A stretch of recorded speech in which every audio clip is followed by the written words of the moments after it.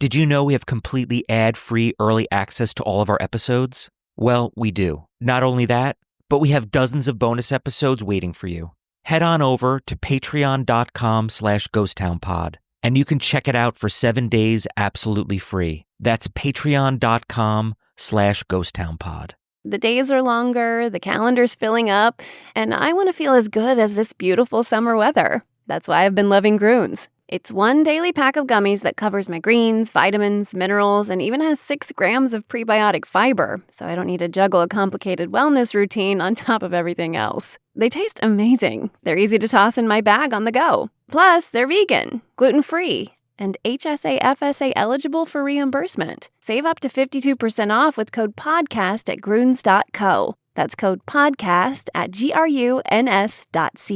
Most people don't realize how much their personal information is being bought and sold every day. Data brokers are making billions, pulling details about you from public records and the internet, and then packaging and selling it, usually without your consent. That's how your information lands in the hands of scammers, spammers, even stalkers. It's why you get endless robocalls and why ads seem to follow you everywhere. That's where Aura comes in. Aura actively removes your data from broker sites and keeps it off. They also instantly alert you if your information shows up in a breach or on the dark web. But Aura goes beyond data protection. With one app, you get a VPN, antivirus, password manager, spam call protection, dark web monitoring, and even up to $5 million in identity theft insurance, all backed by 24/7 US-based fraud support. Other companies might sell just credit monitoring or just a VPN.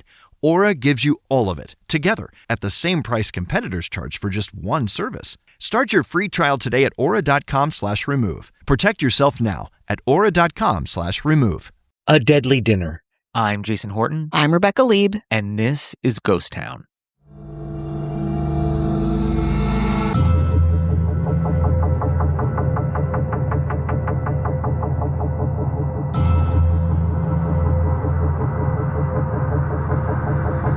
Established in 1862, the Oregon State Hospital outside of Salem, Oregon, is the oldest operating psychiatric hospital in the state and one of the oldest continuously operating hospitals on the West Coast. For that reason, thousands of patients have called the place home over the years, and as you might imagine, it's seen a lot of things. Good things like care and community, but also less good things like backwards psychological ideologies, fringe treatments, and even what some call a mass murder, a bizarre and terrifying event that played out in the strangest of ways. Today on Ghost Town, the story of the Oregon State Hospital poisoning. In the early 1900s, a patient population of over 1,000 called the hospital home. Most were in what was at the time called, quote, excessive living, including the use of liquor and narcotics or having a venereal disease. As the years went on, the hospital's number of patients continued to grow. By 1924, the hospital had nearly 2,000 inpatients. At this point, it was guilty of everything you can think of when you think of problematic hospitals in the early 1900s with very bad patient care. It was overcrowded, underfunded, participated in problematic initiatives like eugenics and forced sterilization, electroshock therapy, and, of course, lobotomies. This brutal history would make what would happen in 1941 all the more devastating. To complicate things even further, in December 1941, the United States formally entered World War II. In wartime, of course, resources are scarce and budgets are tight. This made an already difficult situation of overcrowding and underfunding even worse. Food sabotages were also popular at this time, especially on the West Coast, as the U.S. coast's food supply was considered susceptible for Axis forces to attack. So let me set the scene. It's the night of November 18th, 1942, and the Oregon State Hospital is housing an estimated 2,700 patients, according to the Statesman Journal, one of our primary sources for the episode. That's more than 5 times the number it holds today. Imagine feeding that many patients on a shoestring budget. That night, the cafeteria was feeding the patients a dinner of scrambled eggs, case in point. This is how slim the margin was at the hospital, that frozen egg yolks were taken from 30-pound tin cans and mixed with powdered milk to use for dinner. The frozen yolks themselves came from federal surplus commodities distributed by the U.S. government, part of a shipment received 6 months earlier and divided between state institutions, schools, and other entities. As patients and workers began eating the eggs, they would later claim that they tasted funny, some saying they were too salty, others saying they tasted kind of soapy and off. Within 5 minutes, people began getting sick, experiencing violent stomach cramps, vomiting, leg cramps, and losing the ability to breathe. Witnesses describe patients crawling on the floor, unable to sit or stand, in various states of paralysis. Some patients' lips turned blue, some began vomiting blood. One survivor, only able to whisper through lips swollen and blue, described it this way in the Daily Capital Journal, quote, "My face became numb. My teeth began to ache. Pretty soon my legs became paralyzed. It sounds like a horrifying nightmare. I can't even imagine what that room was like on that fateful night." 1 hour after the first eggs were served, somebody was already dead. By midnight, there were 32 victims. By 4 a.m. the next morning, there were 40 victims. Local doctors rushed to the hospital to help out the increasingly overwhelmed staffed doctors. The hospital morgue, outfitted for 2 or 3 bodies, now had nearly 50, with bodies covered in hospital sheets crammed into the hospital's chapel and lined up in the hallways. So many reports marveled at just how quickly this all happened. One toxicologist in the Statesman Journal said that those who ate the most eggs would have died the quickest. Others, death would have been longer and more agonizingly painful. Thankfully, those who flagged the eggs tasting strange immediately stopped eating, likely saving themselves from death. Others were saved by heroes at the hospital, flagging that this was an important and unsafe environment. One of these people was a nurse named Allie Wassel. Wassel took one bite of the eggs and knew something was very wrong. After trays of dinner were brought to every patient in her ward, she demanded her patients stop eating immediately, a tall order for hundreds of underfed people. Wassel became ill herself but survived and was credited as saving many lives by her definitive and swift actions. Her ward was one of the few without fatalities. 47 people between the ages of 18 and 80 died from the poisoned eggs. Officially, there were 263 cases of poisoning, but newspapers reported more than 400 people were sickened. So what exactly happened? Why would someone poison people on such a large scale? Was this a senseless act of murder or a tragic mistake? Or was there a larger conspiracy at play? The truth behind the Oregon State Hospital poisoning after this break. Most people don't realize how much their personal information is being bought and sold every day. Data brokers are making billions pulling details about you from public records and the internet, and then packaging and selling it, usually without your consent. That's how your information lands in the hands of scammers, spammers, even stalkers. It's why you get endless robocalls and why ads seem to follow you everywhere. That's where Aura comes in. Aura actively removes your data from broker sites and keeps it off. They also instantly alert you if your information shows up in a breach or on the dark web. But Aura goes beyond data protection. With one app, you get a VPN, antivirus, password manager, spam call protection, dark web monitoring, and even up to $5 million in identity theft insurance, all backed by 24/7 US-based fraud support. Other companies might sell just credit monitoring or just a VPN. Aura gives you all of it, together, at the same price competitors charge for just one service. Start your free trial today at aura.com/remove. Protect yourself now at aura.com/remove. 1941, 47 people were killed after consuming eggs at dinner at the Oregon State Hospital. Immediately, an investigation into the hospital's operations commenced. Autopsies were done on 6 of the victims. Samples from the cooked eggs and stomach contents were sent to the lab in Portland for further testing. Bits of eggs, both from the plates of patients and from the hospital's unused supply, were fed to rats. The rodents fed the cooked eggs died within a few minutes. Many theories abounded in the first 24 hours after this tragedy. Some thought that the eggs might have simply spoiled due to improper storage. Others thought the dinner might have been deliberately poisoned by an unstable patient.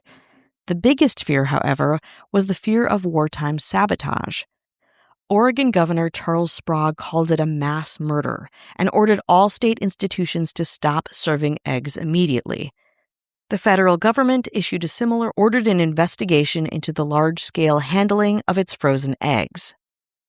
But those particular eggs eaten at the Oregon State Hospital that evening were part of a 36,000-pound shipment, which had been divided between schools and state institutions in Oregon and Washington, 30,000 pounds of which had already been consumed without issue. The whole thing was a devastating mess. Soon, state police officials confirmed that the eggs at the hospital had been properly stored, with the president of National Egg Products Incorporated pointing out that eggs bad enough to kill people would be so obviously spoiled no one would willingly eat them. Within 22 hours, the investigation got an even bigger break. There was proof that poison was cooked into the eggs, and that poison was identified as sodium fluoride. Furthermore, it was found only in the cooked eggs at Oregon State Hospital. Sodium fluoride, as a background, as a bit of information, is an odorless white powdered substance commonly used in rat and cockroach poisons. It is quick-acting and can easily be mistaken for something else, especially something edible like flour, sugar, or powdered milk that might be mixed with frozen egg yolks. Unfortunately, ingesting just a small amount, think like a Tylenol-sized amount, can be fatal. To give you some perspective on this, some of the dead had eaten more sodium fluoride than they had egg yolks. So how did this sodium fluoride get into the random batch of eggs at the Oregon State Hospital? Well, cockroach poison was known to be in supply at the hospital, kept locked up in a cellar room to which only regular kitchen employees had keys. Great. As state police began interviewing staff and patients, they came to a dead end. They had no idea who was in there, who had access, and how this happened. Until a couple days later, when two cooks at the hospital, A.B. McKillop and Mary O'Hare, came forward. McKillop and O'Hare admitted that they knew what had happened, but had not come forward previously for fear of being charged. McKillop took responsibility himself, saying he had sent a patient named George Nosen to the cellar to get dry milk powder for the scrambled eggs he was preparing. George Nosen admitted himself to Oregon State Hospital in the summer of 1942. He was just 27 years old, a paranoid schizophrenic, and assigned to kitchen work detail.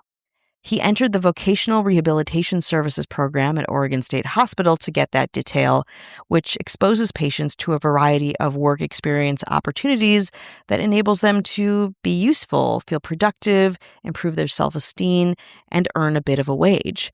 Jobs can be in the janitorial department, the landscaping department, the library services department, and yes, also in the food services department. Quote, "They're not working where the food is actually being prepared," said Tom Anhalt, director for vocational and educational services at the hospital. "Where they're really working is in the back, washing dishes, cleaning up, and preparing for the lines." But at that point, in 1942, Nosen was in the rehabilitation program and he was trusted by those around him. He was dependable, he was making progress, and he was friends with the staff. Since the staff was spread so thin, McKillop handed Nosen the keys to a storeroom that day, a violation of a rule, but a necessary one for McKillop to keep doing his job, to feed all of these people. Nosen reportedly had accompanied kitchen staff to the basement storerooms before. But, and here's where it gets dangerously complicated, there were two storerooms 11 feet apart, and were both opened by the same key. One storeroom was for food, and the other one was for cleaning supplies. Nosen entered the wrong room and returned with a tin half full of powder, an estimated 6 pounds of which were mixed into the scrambled eggs. When people had begun getting ill, staff questioned Nosen about where he'd found the powder and discovered that he had not brought with him dry milk powder, but poison. As patients were dying before their very eyes, McKillop and the chief cook, McKillop and O'Hare retraced Noson's steps and discovered the truth in what had happened. To protect Noson, to protect themselves, to maybe not even realize or accept the grim truth of what had happened, they kept silent before cracking under the pressure of repeated questioning by investigators. Quote, "We were both scared so bad we didn't know what to do," McKillop later would testify.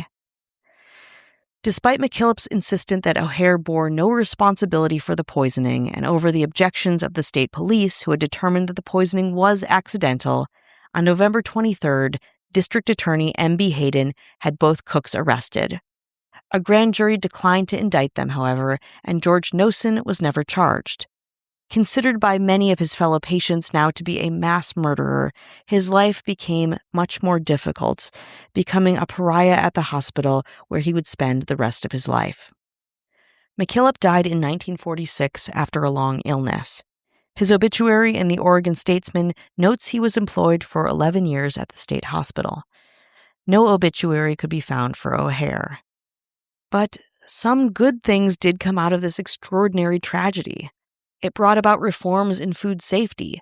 A poison label, something that you'd think would happen or would be commonplace or, just granted, was introduced during the next legislative session in Oregon and eventually adopted. The tragedy also contributed to major changes being made at mental hospitals across the country, including increased staffing and increased funding. The reduction in patient numbers continued throughout the years at the hospital and allowed it the time and resources to introduce other programs within its walls, including a training program for psychiatric nurses, as well as a 2-year residency program for physicians to study psychiatry. A volunteer program for local teenagers to work the hospital grounds was also introduced in 1965. In 1981 and 1983, respectively, the hospital abolished the practice of lobotomy and dismantled its eugenics program. No, this seems incredibly late, but it is something, and it is progress. Oddly enough, in 1975, Dr. Brooks, the hospital's superintendent at the time, allowed the production of a Milos Forman film called One Flew Over the Cuckoo's Nest to shoot inside the hospital and on its campus. At the time, the hospital's patient residency had been lowered significantly by the openings of Damisch and the Eastern Oregon State Hospital, which allowed accommodations for the film's production. That small bit of film trivia aside, what can we learn from the Oregon State Hospital poisoning? Well, I think to me, most succinctly and most importantly, it's a lesson in how cutting funding and resources can devastate on so many levels, both macro, but on the lowest, smallest micro levels. And also that so much can be accomplished, so many people can be supported, those in need can have fulfilling lives when the proper resources are present, and when the efforts of people, staff especially, are appreciated, available, and of course, appropriately supported. If they had enough staff to help feed so many patients at this totally overwrought institution. And again, I hope that moving forward, we need to make sure that these institutions have the resources they need so they can commit fully to the care that they are supposed to be giving, and also so that they don't pose a danger to anyone in trying to do their jobs. A very tragic, but hopefully very important lesson learned.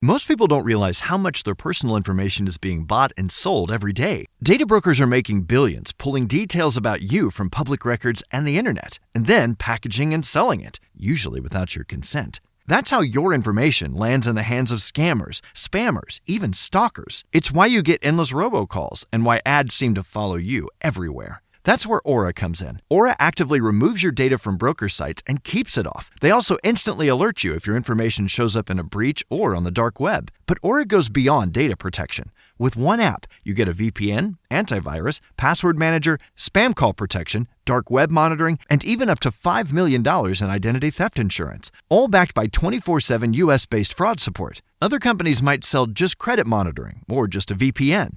Aura gives you all of it, together, at the same price competitors charge for just one service. Start your free trial today at aura.com/remove. Protect yourself now at aura.com/remove.